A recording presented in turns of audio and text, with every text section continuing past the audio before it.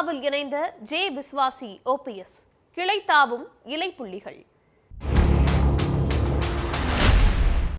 நான் அரசியல் துறவரம் போகணும்னு நினைக்கிறீங்களா? நான் என்னதான் செய்யறது நீங்களே சொல்லுங்க. என் எதிர்காலம் என்ன? உங்களை தான் கேட்கிறேன். இந்த கேள்விகளை எழுப்பினவர் ஓபிஎஸ்.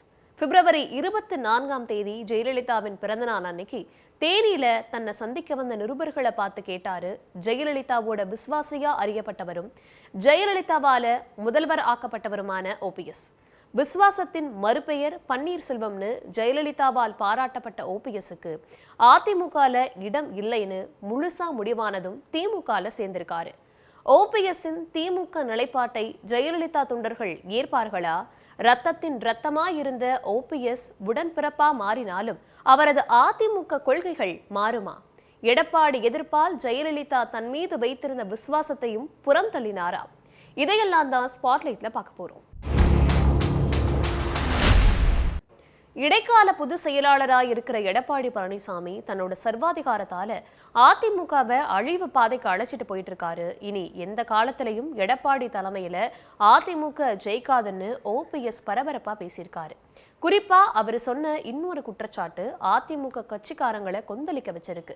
தென் மாவட்டங்கள்ல இருந்து எந்த தலைவரையும் வளரவிட எடப்பாடி அனுமதிக்க மாட்டாருன்னு ஓபிஎஸ் சொன்னதன் மூலம் எம்ஜிஆர் ஆரம்பிச்ச மக்கள் சக்தியான ஒரு மாபெரும் கட்சி கொங்கு மண்டல கட்சியா சுருங்கி போயிருச்சுன்னு ஓபிஎஸ் மறைமுகமா சுட்டி காட்டியிருக்காருன்னு அரசியல் விமர்சகர்கள் அர்த்தப்படுத்தி பார்க்கிறது முக்கியத்துவம் பெற்றிருக்கு.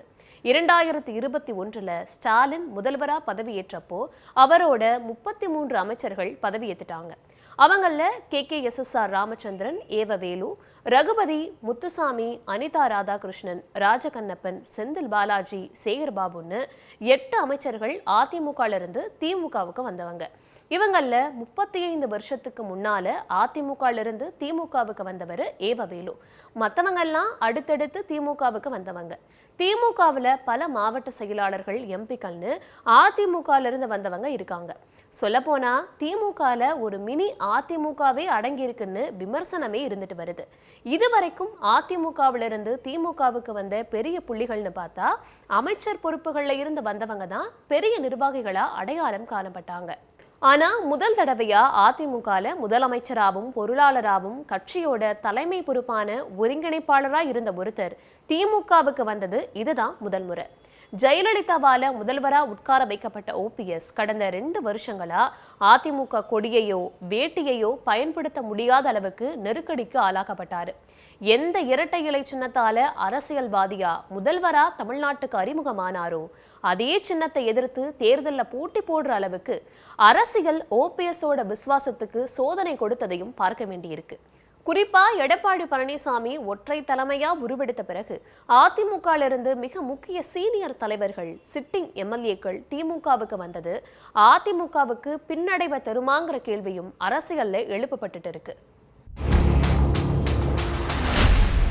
ஜெயலலிதா மறைவுக்கு பிறகு அதிமுகவோட வரலாற்றுல மிக முக்கியமான நாளாக இருந்தது 2022 வருஷத்தோட ஜூலை 11 இந்த நாள்ல தான் அதிமுக பொதுக்குழு கூட்டம் நடந்துச்சு. அந்த கூட்டத்துல தான் ஓபிஎஸ்ஸையும் அவரோட ஆதரவாளர்களையும் சிறப்பு தீர்மானம் மூலம் நீக்கப்பட்டாங்க.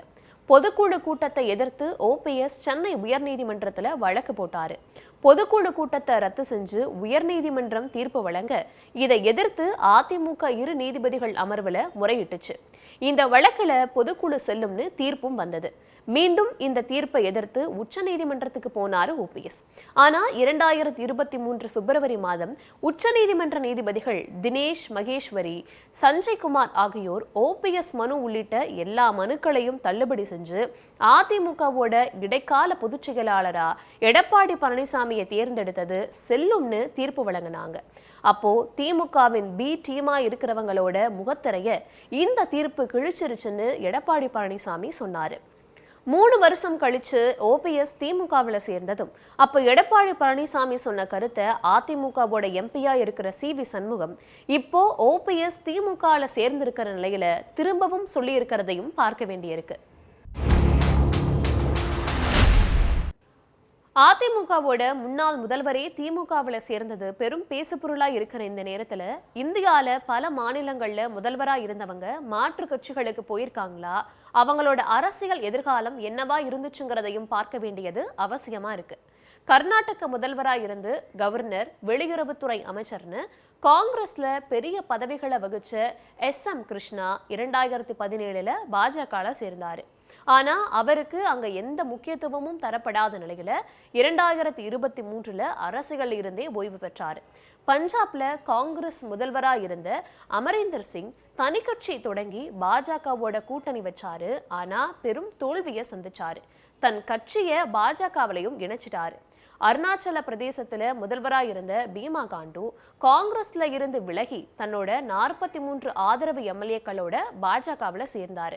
இப்ப வரைக்கும் அவர் முதல்வர் பதவியை வகிக்கிறாரு. காரணம் அவரோட சொந்த பலம். காங்கிரஸ்ல முதல்வர்களா இருந்த மகாராஷ்டிராவை சேர்ந்த நாராயண ராணே, கோவா முதல்வரா இருந்த திகம்பர் காமத், ஆந்திராவில் முதல்வர் பதவியில இருந்த கிரண்குமார் ரெட்டி, யூபியில என்.டி. திவாரின்னு பலர் பாஜகவில் சேர்ந்தாங்க. ஆனா அவங்களோட அரசியல் பிரகாசமா இல்லாம இருந்த கட்சியில வகிச்சுட்டு இருந்த உயர் பதவிகளை மாற்று கட்சியில அடைய முடியாம இருந்ததுதான் அரசியல் வரலாறா இருக்கு.